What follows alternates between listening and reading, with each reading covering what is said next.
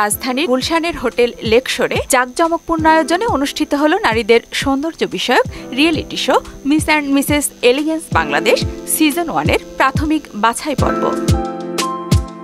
সারা দেশ থেকে প্রাথমিক পর্বে বিবাহিত, অবিবাহিত, হিজাবি সহ ৩৫০ জন তরুণী ও নারীরা রেজিস্ট্রেশন করে।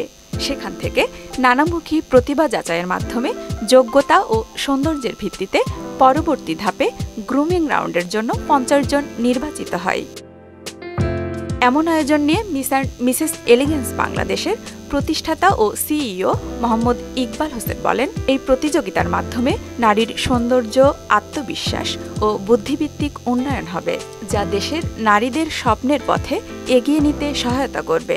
আমাদের অনলাইন পোর্টাল রেজিস্ট্রেশন ওপেন ছিল অ্যাপ্রক্সিমেটলি 30 ডেজ। সেখানে আমাদের আনুমানিক ৩৭৯ জন হচ্ছে আমাদের রেজিস্টার্ড কন্টেস্টেন্ট ছিল। সেখান থেকে আজকে অনেক কারণে আসতে পারেনি, দেশের সিচুয়েশন, অনেকের নানা কারণে আমাদের এখানে আসতে পারেনি। তারপর আমরা এখানে 320 জন আমার কন্টেস্টেন্ট আজকে উপস্থিত আছেন। এইখান থেকে আমাদের ফিনালেতে ফার্স্ট অডিশনের পরে হচ্ছে 50 জন সিলেক্টেড হবে।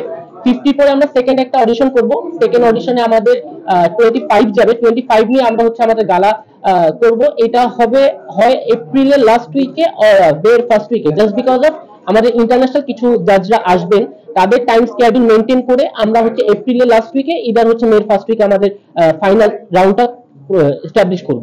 মিস অ্যান্ড মিসেস এলিগেন্স বাংলাদেশের ব্যবস্থাপনা পরিচালক মলি আক্তার জানান, তিনি বিশ্বাস করেন সুন্দরী প্রতিযোগিতা নারীর আত্ম উন্নয়ন ও ক্ষমতায়নের মাধ্যমে জীবনের গভীর দৃষ্টিভঙ্গির উন্নয়ন ঘটায়। নারী উন্নয়নের ক্ষেত্রে হচ্ছে যেহেতু আমি নারী, আর যেহেতু হচ্ছে আমি একটা প্যাজেন্ট থেকে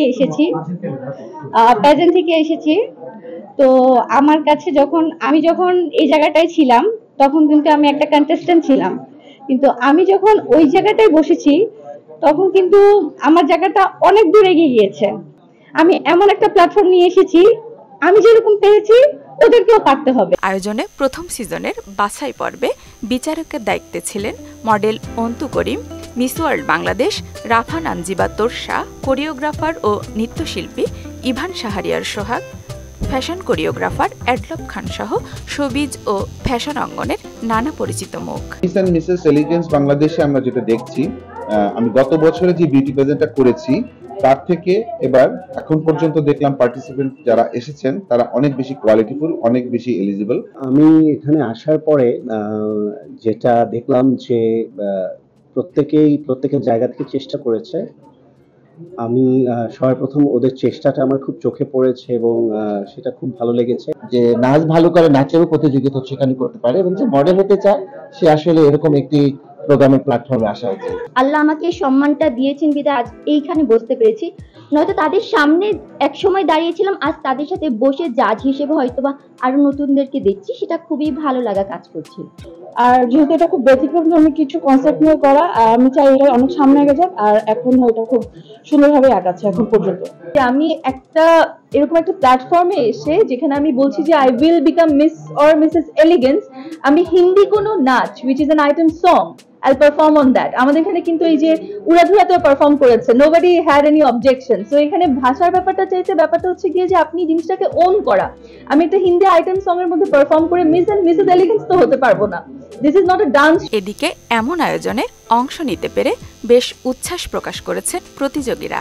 ম্যারিড পারসন, আর মানে বাংলাদেশের মেয়েদের বিবাহ মানে হচ্ছে একটা নতুন ভ্যারিয়েশন তৈরি হওয়া, বাট দ্যাট আমি আসলে সেই ভ্যারিয়েশনটা কাটিয়ে উঠে সব ওমেনদের নিয়ে একসাথে কাজ করার জন্য এখানে এসেছি।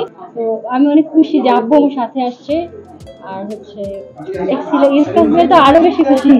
আগামীতে এমন আয়োজনের মাধ্যমে সমাজে নারীর ভূমিকা আরো বৃদ্ধি পাবে, এমনটাই প্রত্যাশা সংশ্লিষ্টদের। আফরিন পপি, মোহনা ডিজিটাল।